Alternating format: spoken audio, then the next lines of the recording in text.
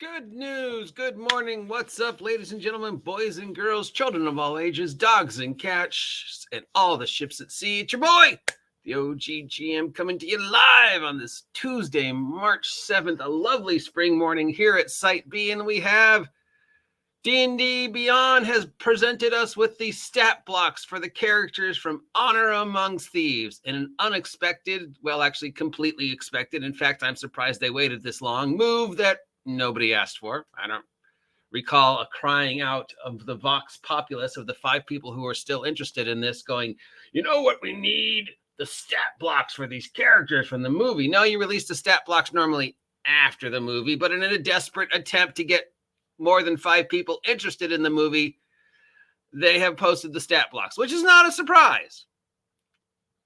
What is a surprise is they didn't tell anybody. So apparently these have been up for a couple days, maybe since Friday. I'm not sure. Somebody who still is on D&D Beyond and is very gratefully allowing me to use their D&D Beyond account for this, because yes, I still know people who play 5e who I actually respect. Oh, God, I'm being such an ass this morning, aren't I? I'm sorry. Look, if you still play 5e, great. I love you. You know, I wish I was playing anything, even 5e. So, you know, the fact that there are 5 people out there who are making this miserable for everybody else is not your fault. Okay, so if you actually want to see the movie, if you think the movie is going to be something you enjoy, great. Please, I want you to have a good time. Just because I'm boycotting it doesn't mean you should. What do I know? I'm an idiot. If 5e gives you joy, great. If you're one of the 5 people who are still using this as a reason to just make everybody else feel like crap and attack people, shame on you. So yeah, the surprise is not that they presented the stat blocks. The surprise is they didn't tell anybody. So they finally posted it on the first page of D&D Beyond, I guess this morning or late last night. But from what I understand, the stat block's actually been on the site since Friday, if not earlier. They just didn't tell anybody, which is weird. So even if you did have a D&D Beyond subscription, if you checked it Friday, this was not here. And if you checked it Saturday, this was not here. And if you checked it Sunday or Monday, apparently this was not here. This did not go live till last night. So yeah, I mean, even if it's been up since, yesterday, you would think they would tell people. And more interestingly, none of the news sites that I've checked had anything about it. I mean, I don't check every D&D news site, obviously. I only check 2 or 3. So maybe some site had it. I didn't see anybody talking about it online last night. I don't know anybody who's mentioned it. I didn't see any mention it on the Reddits or, Facebook or Twitter or YouTube. So I doubt I'm the first person to report on this, but it feels like I might be in the first 5 because, yeah, you would have thought Genie D or somebody would have bounced on this if it's been supposedly up since Friday. So why not tell anybody about it? Well, possible reason, it wasn't ready yet. They were hiding it behind the screen because they were changing things and, it still wasn't complete. And then it was finally worthy of being mentioned yesterday. They wanted to see if there was any interest, another possibility. If you were still subscribed to D&D Beyond, if you still had the actual wherewithal to dig through D&D Beyond and look for it, you could find it, and that would show the algorithm, oh, look, people are actually interested in this. So that's another possibility. Another one is maybe they weren't sure it would actually be a thing.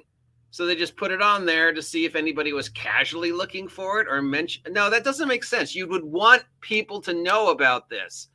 So not telling anybody about it for at least 24 hours, bare minimum, if not longer. Let's assume it's been up since Friday or late Saturday, or even maybe if they put it up Sunday and it went live Monday morning, why wait till Tuesday to tell anybody about it? It should have been announced before it was going live. And then bam, hey, Genie D, bam, hey, Bell of Lost Souls, bam, hey, D&D news sites. Look what we've made available for the people who are still loyal to us and still on D&D Beyond. Here is the stat blocks for the characters from the movie. But instead, they didn't tell anybody. And this was not on here yesterday, according to my friend who is allowing me to use their account. Thank you again to my friend who shall remain nameless because they're an employee at Wizards of the Coast. But yes, they are allowing me to use their D&D Beyond account. Because yes, I have an insider at WOTC, like I keep telling you. But yeah, I'm not going to tell you their name. So yeah, why hide it? Why wait to today? At whatever time this went live, or even last night, or 21, whatever. Why not? I don't know. Why not say, hey, guess what we're going to put on Friday? You tell everybody they're going to go live on Monday, and then on Monday, bam, here they are, 8 o'clock in the morning, the stat blocks for the characters from the movie. Ooh, this is a reason for you to subscribe or resubscribe. And if you're loyal to us and were subscribed, you got them first. Everybody else who didn't get them, was still subscribed, the 1,500,000 people. Well, if you want to get these stats, you got to resubscribe. That makes the most business sense, to just sort of not tell anybody for 24 to 48 hours and then just blam. Here they are. No hoopla. We don't really, this literally tells me you don't expect much. From my limited point of view of how advertising and how media manipulation and how the industry works, to just sort of toss it out there at the last minute without any fanfare, if it's really something that's important to you, kind of just sort of feels like, yeah, sure, I'll do the character record sheets. Yeah, I guess I'll announce on D&D Beyond that we did them, but I'm not expecting much. You never cease to amaze me, Wizards of the Coast, in your ability to make yourself look bad. If you wanted to get people excited again about D&D Beyond, about the movie, about having the character sheets for the movie, if you wanted to convince people to come back to re-sign to D&D Beyond so they could get access to the character sheets, you should have done at least a little, Am I wrong? Did anybody else know about this? Because I sure didn't, and I checked most of the sites, Again, so yeah, the first I heard about it was this morning when my friend told me that, it wasn't on there last night. Mystery. Anyways, let's look at the sheets because I'm sure that's what everybody's curious about. And of course, let's go to the big one. The one everybody's most confused, concerned. She is going to end up being the story of the film, no matter what. Congratulations, girlfriend. The Thiefling. So she is a Thiefling that was adopted by Wood Elves because, of course, after she was abandoned as a child, because of course, she has taught her, she is a circle of the moon to allow her to give into her primal instincts. And she, whatever. So she is she's got 104 hit points, so she's obviously not low level. Fifth level and 104 hit points. How do you get 16d8 out of fifth level? Or 5, challenge rating 5. So she's worth 1,800 experience points, and she has 16d8 plus 32 hit points. 2 times 5 is 10. And she's only got a proficiency bonus of +3, which means she's fifth level, right? She's only got a +2 con bonus, and she's fifth level. So that's 2 times 10. So it's +10, and she's fifth level. So it should be 5d8 plus 10. Where do you get 16d8 plus 32? All right, she gets multi-attack, 2 sharp claws or sling attacks. She can place 1 attack with the use of spellcasting. Druids don't get multi-attack. Only warriors do, unless she took a feat at 4th level, because she wouldn't get a feat at 1st level because she's not a human. She can turn her normal hands into her claws. That's, I guess, a new Circle of the Moon abilities. And she has a sling, which does 2d4 plus 3. That's the thing we've seen. Her wrist slingshot tech device. Where did she get this from? That seems pretty unusual. She can cast at will, Animal Messenger, Beast Sense, Speak with Animals, and 2 times per day she can cast Cure Wounds, Entangle, Fairy Fire, and Thunderweave. Okay, for sure. Change shape 5 times per day. That seems a little unusual. She should only have it 3 times per day. She can transform into a beast with a challenge rating of 3 or less. Okay. or into an owlbear. Why? We still won't. And she has the old version of Wild Shape, not the new version of Wild Shape.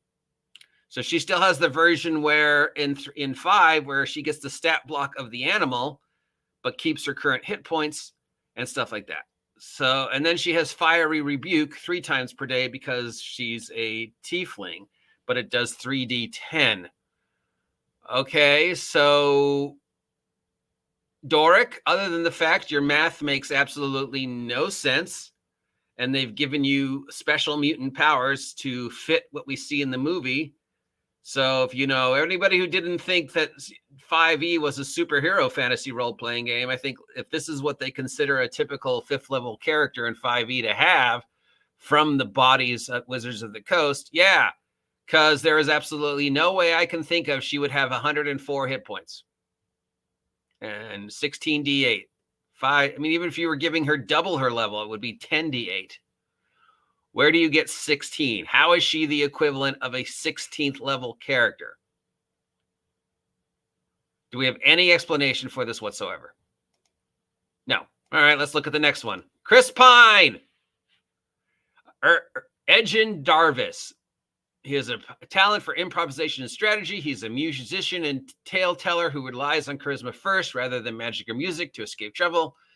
He was once a member of the Harpers, but he gave up on it and turned to thievery to support his family. He steals only from people who deserve to lose it. He's a natural leader because he's so charming. He expires his thieves crew. And he apparently has, a wrong past because he gave up being a Harper to become a thief because I guess Harpers didn't pay enough, but robbing people does. I don't know.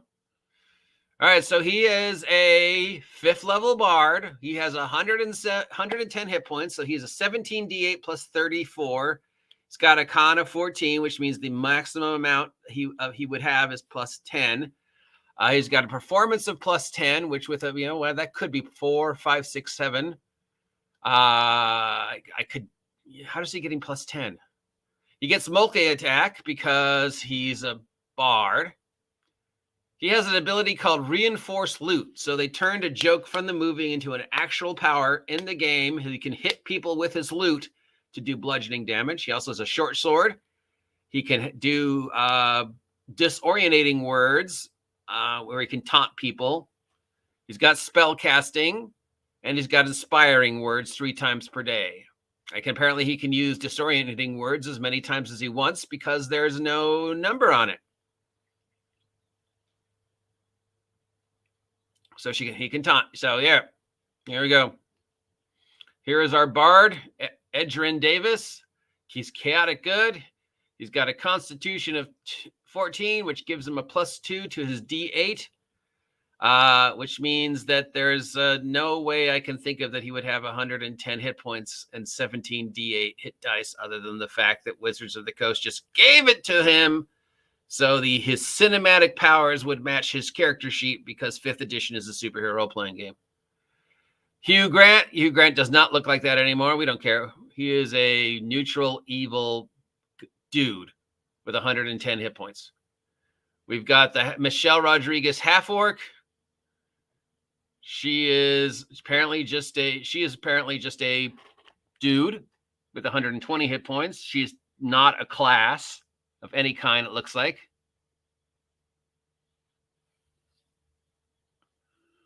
Other than she's got multi-attack, so is she a 5th level fighter?